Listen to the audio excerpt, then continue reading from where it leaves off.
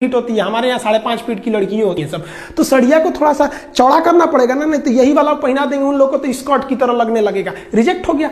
हम लोग कस्टमर्स का ध्यान नहीं रखते हैं, चाइना बहुत ही ध्यान रखता है। वो कोई भी चीज बेचने से पहले अपने टॉप ग्रेड के अधिकारियों को भेजता है अब पता करने के लिए कि पता करो वहां कस्टमर की डिमांड कितनी है, कितना पैसा खर्च कर सकते हैं। आप देखेंगे भारतीय टॉर्च इस तरह के थे, ससुरा में महीना में 50 रुपया के सेले लग जाता था, चलाइए तो फिर ढीला हो जाता था, चलते चलते बुझ जाएगा। एक बार हमारे यहाँ सांप निकला था, खोज रहे थे तो बुझ गया। यहाँ पे चाइना आया तो देखा लोगों की सोच कैसी है, तो चार्जिंग वाला टॉर्च लगा दिया, अलग से चार्जर नहीं, उसी में एक तो दे दिया कि भैया पीछे से चार्ज कर दो, आगे से फोक्स मारने वाला लगा दिया, खड़ा कर दीजिए तो इधर से चौड़ा रोशनी मारेगा, कस्टमर के हर एक डिमांड को पूरा कर दिया। वो अलग बात है कि अभी मोबाइल का फ्लैश लाइट इतना ना आ गया है कि अब टॉर्च धीरे धीरे विलुप्त हो रहा है। मेरा कहना है कि कितनी चीज को जोड़िएगा, बहुत से ऐसे चीज तो आप जानते नहीं है जिसको यूज करते हैं कि वो चाइनीज है। आप 2-4 चीज जानते हैं, एक तो मोबाइल, टीवी, ये सब चीज जान गए कि चाइनीज है, भगाओ इनको भगा देने से चाइना भाग जाएगा। नहीं, हमको ये मौका नहीं गंवाना चाहिए। भारत सरकार चाइनीज सामानों पर 31% टैक्स लगाती है।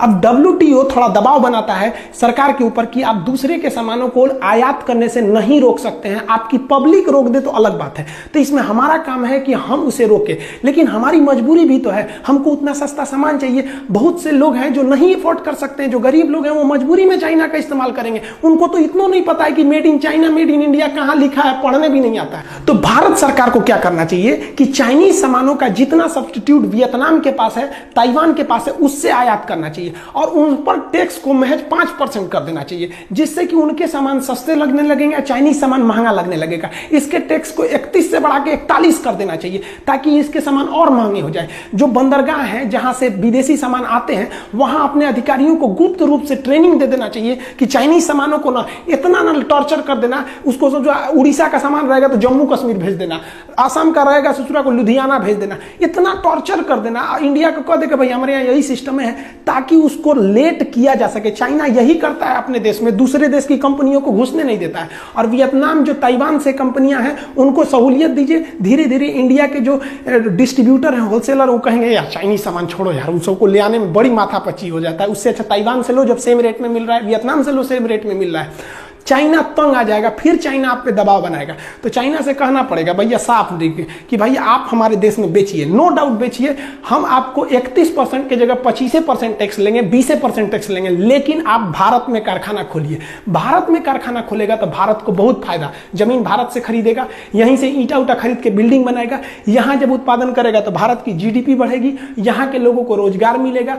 क्या अपने यहां से मजदूर को थोड़ी लाएगा, ले आ दिया तो और फायदा। क्यों? क्योंकि जब आप देखिए पटना में लड़के पढ़ने जाते हैं, दिल्ली में पढ़ने जाते हैं, तो बाहर से जैसे लड़के आते हैं ना, तो वहां का मकान मालिक राजा हो जाता है कमा के, वहां दुकानदार, सबको फायदा हो जाता है। तो और अच्छा है ससुरा, चाइना से लोग आओ यहाँ पर, यहीं के सामान खरीदोगे, यहीं पे घूमो फिरोगे, और फायदा हो जाएगा।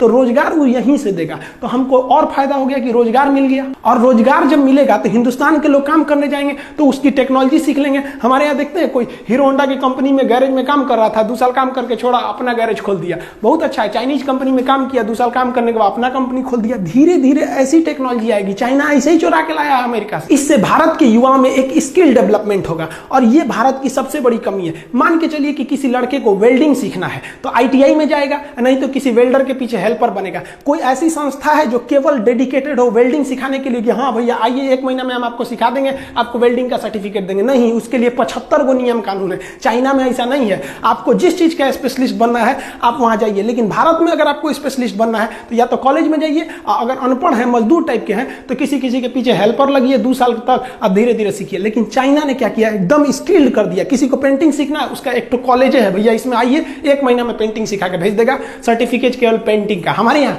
ITI, IIT, BE, BTech, MTech, lab मार डालेगा उसको पढ़ा के। जो चाइनीज ऐप है जैसे टिकटॉक है, वीमैट है, वीचैट है, बहुत ज्यादा 52 से ज्यादा ऐसे ऐप है जिसको सरकार ने बैन किया है, उस पर निगरानी रखने के लिए कहा है, अभी बैन नहीं किया है। ये अपना डाटा जो है ना उसको स्टोर करते थे चाइना में। जैसे मान लीजिए आप शादी में गए, कोई रिकॉर्डिंग किए, तो वो रिकॉर्डिंग कहां आता है? आपके मेमोरी में। हम ये यूट्यूब पे वीडियो बना रहे हैं, ये ना आपके मेमोरी में ना मेरे मेमोरी में, ये कहां गया? तो ये यूट्यूब के सर्वर में गया। तो भारत सरकार को भी चाइना के जितने भी ऐप हैं कहना चाहिए कि भैया तुम ऐप आओ, क्योंकि तुम तो है प्ले स्टोर पे, हमारे पे तो हो नहीं, आओ, लेकिन तुम जितना डाटा यूज करोगे ना उसको भारत में रखना पड़ेगा। अब वो भारत में रखेगा तो उससे भारत में भी रोजगार बढ़ेगा और हमारे डाटा भी लीक नहीं हो सकते हैं। और धीरे धीरे उसको दबाव बना के धीरे धीरे पब्लिक ही छोड़ सकती है, क्योंकि WTO के नियम के हिसाब से गवर्नमेंट किसी पे जबरदस्ती बैन नहीं लगाएगी। चाइना के सामानों को बाइकआउट नहीं कराना है, उन ससुरों को मंगाना है और यहीं बनवाना है। ऐसा दबाव बनाना है कि अगर नहीं बनाएगा यहाँ पे ना, डायरेक्ट मंगाएगा ससुरा पे 40% टैक्स, और वियतनाम और ताइवान के सामानों को प्रीफर करेंगे, और बनाएगा तो भैया 20% टैक्स। बनाओगे तो तुम हमेशा के लिए मरोगे, आप भेजोगे तो डिस्टर्ब होकर मरोगे। मतलब चाइना ना तुमको कह के लेंगे। चाइना में क्या होता है ना, वहां अधिकारी बने हैं, जैसे जिला की जिम्मेदारी DM की होती है ना, चाइना में क्या होता है, हर जिला में ना एक उद्योग वाला अधिकारी होता है। उसकी जिम्मेदारी है कि इस साल तुमको इतनी कंपनियों को यहाँ खुलवा देना है, इतनी कंपनियों को सुधार ला देना है, उसकी जिम्मेदारी है। और हमारे यहाँ किसी भी अधिकारी को कोई जिम्मेदारी नहीं, उसको डर और जरूरत है ही नहीं है। डर और जरूरत का होना जरूरी है। सरकारी नौकरी में हो गया, डर खत्म, नौकरी जाएगा नहीं, जरूरत खत्म, 1 तारीख को तनख्वाह आइए जाएगा। हमारे यहाँ इसे चौपट कर दिया सब, हमारे यहाँ के अधिकारी सबको।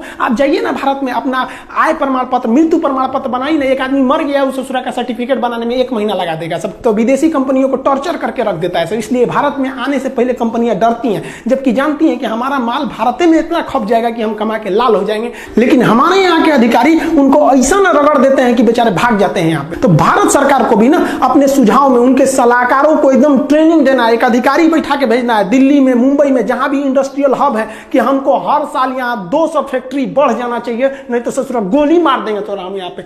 डर बिना प्रीत कहाँ। भारत सरकार के उद्योग मंत्रालय पे एकदम कड़ा डिसीजन लेना चाहिए। लिस्ट बनाइए उन चीजों का जो चाइना ज्यादा प्रोडक्ट करता है, जिसका पब्लिक ज्यादा यूज करती है, और उन सारी चीजों का कारखाना 1 साल के अंदर अंदर खुल जाना चाहिए, ना तो नौकरी से भगा देंगे। हमारे अधिकारी ये सोचना का तोन निकल गया है, इतना कोई मतलब नहीं है, क्या हो रहा है क्या नहीं, सरकारी नौकरी लग गया। देखिए चाइना को इतना टॉर्चर करना है कि उसको फैक्ट्री मजबूरन भारत में खोलना पड़े, और जब भारत में फैक्ट्री खोल देगा ना, तो हम लोग हो जाएंगे मकान मालिक और चाइना हो जाएगा किराएदार। अब कोई भी किराएदार मकान मालिक से ऐंठ के नहीं बोलता है, जानता है कि हमारा सब फैक्ट्रियां वहीं पे है, सोचरा रोक देगा तब। कोई भी देश चाइना से ऐंठ के क्यों नहीं बोलता है, क्योंकि जानता है सोचरा वहां पे हमारी कंपनी फंसी हुई है। अमेरिका भी शांत रहता है, उसकी करोड़ों करोड़ की कंपनियां का वहां पे इन्वेस्टमेंट है। तो भारत सरकार को इन्वेस्टमेंट लाना चाहिए, इससे FDI भी बढ़ेगी भारत सरकार की। इससे चाइना पर बहुत बड़ा प्रेशर आएगा, क्योंकि उसकी कंपनियां उस पर प्रेशर लगाएंगी, भैया मेरा वहां पे सब फैक्ट्री फंसी हुई है। और हम लोग को यह नहीं कहना पड़ेगा कि बाइकआउट चाइना, बाइकआउट चाइना। भैया भारत में ना बन रहा है, यहाँ पे 1 नंबर का काम हो रहा है। अब यहीं से बना के तुम बगल में बेचो, पाकिस्तान को बेचो, श्रीलंका को बेचो, किसी को भी बेचो, लेकिन हमारे यहाँ मैन्युफैक्चरिंग हब बनाओ। हमारे यहाँ बेचना है तो बनाना पड़ेगा, नहीं तो भाड़ में जाओ ससुरा। हमारे यहाँ दिक्कत क्या होता है, एक टुटपुजुआ नेता चल जाता है ना, उसके पीछे 50 गो पुलिस वाला जाएंगे, नेताजी जा रहे हैं, नेताजी जा रहे हैं। और हमारे यहाँ वैज्ञानिक सबको कोई वैल्यू नहीं दिया जाता है। हम एक बार दिल्ली से पटना